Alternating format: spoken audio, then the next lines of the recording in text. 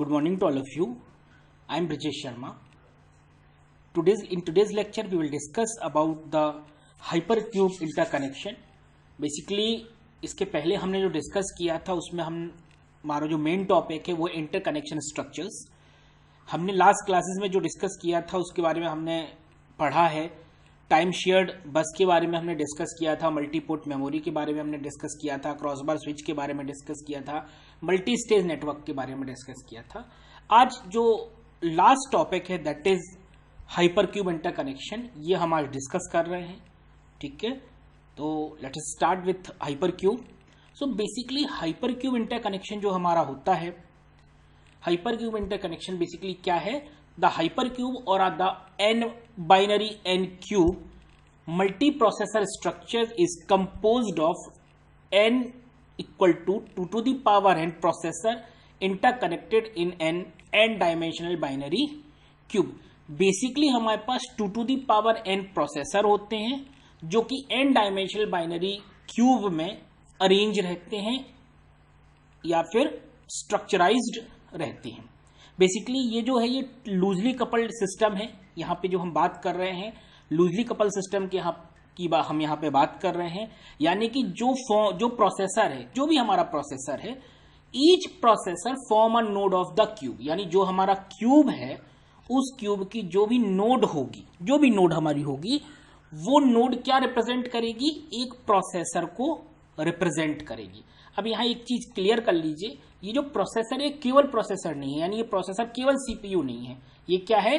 CPU plus local memory plus input output interface. ठीक है, यानी अगर मैं बात कर रहा हूं नोड की, या मैं बात कर रहा हूं क्यूब का नोड रिप्रेजेंट कर रहा है एक प्रोसेसर को, यानी ये प्रोसेसर सिंगल प्रोसेसर नहीं है, केवल सिर्फ प्रोसेसर नहीं है, एक एलिमेंट नहीं है, इसके साथ हमारे पास लोकल मेमोरी भी है और इनपुट आउटपुट इंटरफेस भी है. ठीक है. दूसरा, हर प्रोसेसर, जो भी प्रोसेसर आपका इस पर्टिकुलर क्यूब स्ट्रक्चर में अरेंज्ड है, नोड में नोड्स के थ्रू रिप्रेजेंट किया जा रहा है, उसके जो अपने एन नाइबर्स हैं उनके थ्रू वो एक डायरेक्ट कम्युनिकेशन पाथ के थ्रू हर प्रोसेसर अपने नियर बाई प्रोसेसर्स थे, बाकी जो एन प्रोसेसर है उस पर्टिकुलर अरेंजमेंट में उनसे क्या होते हैं? जुड़े होते हैं. बेसिकली जो आपकी क्यूब की एजेस हैं वो इस पाथ को रिप्रेजेंट करती हैं. ठीक है. और हर प्रोसेसर का यहां पे क्या होता है? अपना एक एड्रेस होता है. पहले हम ये समझ लें हर प्रोसेसर क्या क्या है? एड्रेस है. ठीक है. और एड्रेस कुछ इस तरीके से है कि हर प्रोसेसर अपने एन नाइबर्स से एग्जैक्टली 1 बिट पोजीशन से डिफर करता है.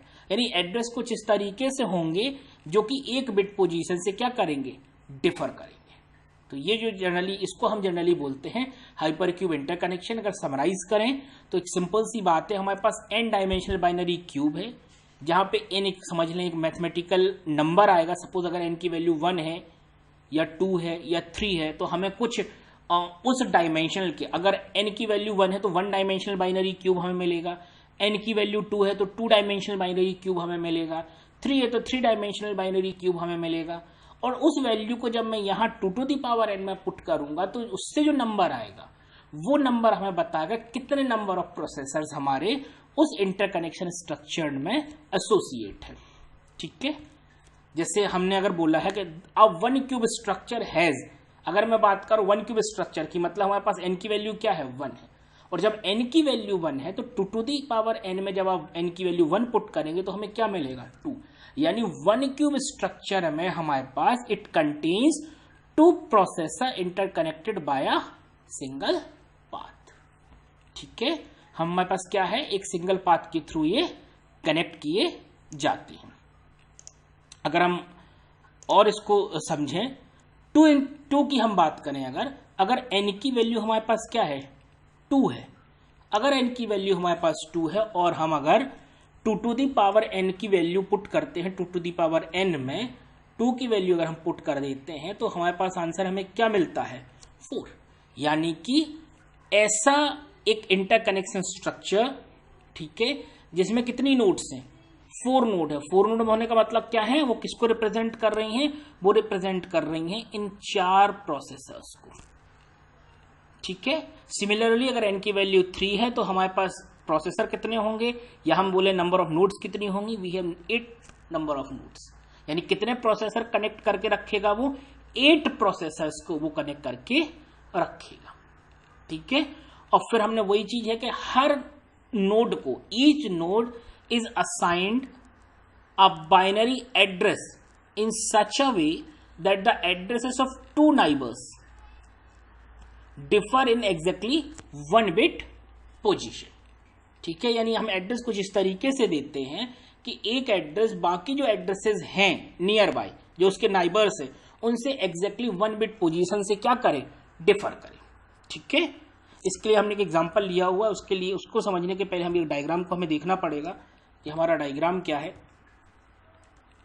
ठीक है, इस डायग्राम की अगर मैं बात करूं तो दिस इज अवर डायग्राम। ये है आपका 1 क्यूब, जब n की वैल्यू 1 है, जब n की वैल्यू 2 है तो एक स्क्वायर शेप मिल रहा है, जब n की वैल्यू 3 है तो हमें क्या मिल रहा है, एक क्यूब मिल रहा है।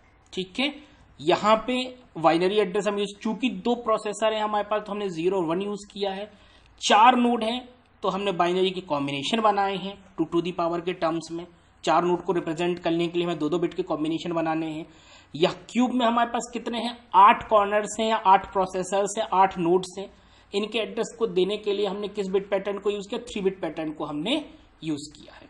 तो हमारा जो एग्जांपल हम देना चाह रहे हैं वो एग्जांपल में हम ये बता रहे हैं कि जो 100 वाला हमारा एड्रेस है, 100 जो है ये वाला, ये अपने जो नियर बाई है processors, in near by processor से एग्जैक्टली 1 बिट डिफर कर रहा है। ये एड्रेसिंग कुछ इस तरीके से की गई है। ठीक है, नाउ अब हम एक छोटा सा टॉपिक है राउटिंग का, उसके बाद हम आज ज्यादा इस लेक्चर को नहीं एक्सटेंड करेंगे, पर्टिकुलर टाइम लिमिट में हम इसको फिनिश कर देंगे। अब हम बात करते हैं राउटिंग की, कि जो हमारे नोड हैं, एक नोड से दूसरे नोड की तरफ मैसेज कैसे प्रोपोगेट होता है, राउटिंग कैसे होती है मैसेज की। तो सिंपल सा है, a routing message through any cube structure में टेक 1 और n links from source node to destination node. अगर मैं इस एग्जांपल की बात करूं, तो इस एग्जांपल में कुछ नोड्स हैं जो डायरेक्टली कनेक्टेड हैं, कुछ नोड्स हैं जो डायरेक्टली कनेक्टेड नहीं है लेकिन उनके बीच में एक इंटरमीडिएट नोड है जिसके थ्रू वहां तक पहुंचा जा सकता है। यानी अगर मैं बोलूं 000 से अगर मुझे 011 तक पहुंचना है तो हमें कितनी लिंक को क्रॉस करना है, एक लिंक 000 से 010 और 010 से 011, कितनी लिंक, 2 लिंक। अगर मैं बात करूं 111 की या 111 की तो कितनी लिंक, 3 लिंक, यहां से यहां पे एक, यहां से दूसरी और यहां से तीसरी। ठीक है, तो इस तरीके से हमारा मैसेज प्रोपोगेट होता है। ये हमने यहां पे लिखा हुआ है, एग्जाम्पल है, जो हमने एग्जाम्पल अभी मुंह से बोला है वो एग्जाम्पल हम यहाँ पे शो कर रहे हैं, वो एग्जाम्पल जो मैंने आपको डायग्राम में समझाना है वो यहाँ पे लिखा हुआ है। ठीक है, बेसिकली राउटिंग प्रोसीजर है वो कुछ इस तरीके से डेवलप किया जाता है कि सोर्स और डेस्टिनेशन जो हमारे पास नोड एड्रेसेस हैं उनके बीच में एक्सॉर ऑपरेशन को हम परफॉर्म करते हैं। A routing procedure can be developed by computing exclusive or of the source node address and destination node address. इनके बीच में हम क्या करते हैं, सोर्स और डेस्टिनेशन नोड एड्रेस के बीच में हम क्या अप्लाई करते हैं, एक्सॉर ऑपरेशन अप्लाई करते हैं। उससे जो रिजल्टिंग बाइनरी वैल्यू मिलती है, the resulting binary value will have 1 bits corresponding to the axes on which the 2 nodes differ. ठीक है, अब एग्जाम्पल की हम बात करें तो सिंपल सा है कि अगर हमारे पास कोई मैसेज है जो 010 से, इस 010 से हमारा अगर कोई मैसेज है, ठीक है, अगर उस 010 मैसेज से उसको कहीं जाना है, कहां पे, 001 पे, यहां से यहां पे जाना है, तो वो या तो 010 से 011 पे जाए और फिर यहां पे चला जाए, या 010 से 00 पे जाए या फिर यहां पे चला जाए। ठीक है, तो ये बेसिकली आपका हाइपरक्यूब स्ट्रक्चर है। ज्यादा इसको हम डिटेल में नहीं डिस्कस कर रहे हैं क्योंकि it is a part of your interconnection structure, जो कि अपने आप में कंप्लीट टॉपिक है जिसमें 5 सब टॉपिक आते हैं। एग्जाम पॉइंट ऑफ व्यू से बेसिकली इंटरकनेक्शन स्ट्रक्चर के बारे में एग्जाम में जनरली लिखने को अगर आता है तो हमें इन 5 स्ट्रक्चर्स को थोड़ा थोड़ा वहां पे एक्सप्लेन करना पड़ेगा। इंडिविजुअल जो स्ट्रक्चर्स हैं वो उतने ज्यादा तरीके से, उतने ज्यादा एग्जाम में पूछे नहीं गए। एडवांटेजेस की अगर हम इसकी बात करें तो कॉस्ट इसकी कम है, और जो कम्युनिकेशन है वो डायरेक्ट होता है। ठीक है, तो ये होता है आपका हाइपर क्यूब इंटरकनेक्शन। इसको अगर मैं समराइज कर दूं तो बेसिकली हाइपर क्यूब इंटरकनेक्शन में हमारे पास क्या होता है, एक n डायमेंशनल बाइनरी क्यूब होता है और उस n डायमेंशनल बाइनरी क्यूब की जो नोड्स होती हैं वो नोड रिप्रेजेंट करती हैं प्रोसेसर को। प्रोसेसर का मतलब यहाँ केवल प्रोसेसर से नहीं है, प्रोसेसर का मतलब है processor plus local memory plus आपका इनपुट आउटपुट इंटरफेस, एक चीज। दूसरा, हर प्रोसेसर दूसरे प्रोसेसर से डायरेक्टली कनेक्टेड होता है या एक प्रोसेसर से दूसरे प्रोसेसर की तरफ एक कम्युनिकेशन पाथ होता है। उस कम्युनिकेशन पाथ को हम जनरली एजेस के थ्रू रिप्रेजेंट करते हैं। ठीक है, एड्रेसिंग इन्वॉल्व होती है। एड्रेसिंग कुछ इस तरीके से की जाती है कि जो एड्रेसेस हैं नियर बाई, अगर कोई नोड है, कोई प्रोसेसर है, वो नियर बाई एड्रेसेस से 1 बिट उनके बीच में क्या हो, डिफर करे, 1 बिट से वो क्या करे, एड्रेसेस डिफर करे। राउटिंग की अगर मैं बात करता हूं तो राउटिंग के लिए एक सिंपल सा प्रोसीजर है कि अगर एक मैसेज को एक सोर्स से डेस्टिनेशन की तरफ जाना है तो वो एक या एक से ज्यादा लिंक को फॉलो करते हुए जाएगा। ठीक है, राउटिंग को डेवलप करने के लिए सिंपल सा स्ट्रेटेजी हमने अपनाई है। उस स्ट्रेटेजी हम क्या करते हैं, सोर्स नोड और डेस्टिनेशन नोड के बीच का क्या करते हैं, एक्सओर ऑपरेशन को हम परफॉर्म करते हैं। ठीक है, so this is your today's lecture. Next lecture की हम जब बात करेंगे तो हम बात करेंगे आपके आर्बिट्रेशन प्रोसीजर की, इंटर प्रोसेसर आर्बिट्रेशन के बारे में हम डिस्कस करेंगे, देखेंगे कि आर्बिट्रेशन को हम कैसे इंप्लीमेंट करते हैं। ठीक है, बात करेंगे सीरियल आर्बिट्रेशन प्रोसीजर की, पैरेलल आर्बिट्रेशन लॉजिक की, ये सारी चीजें हम नेक्स्ट क्लास में डिस्कस करेंगे। Thank you.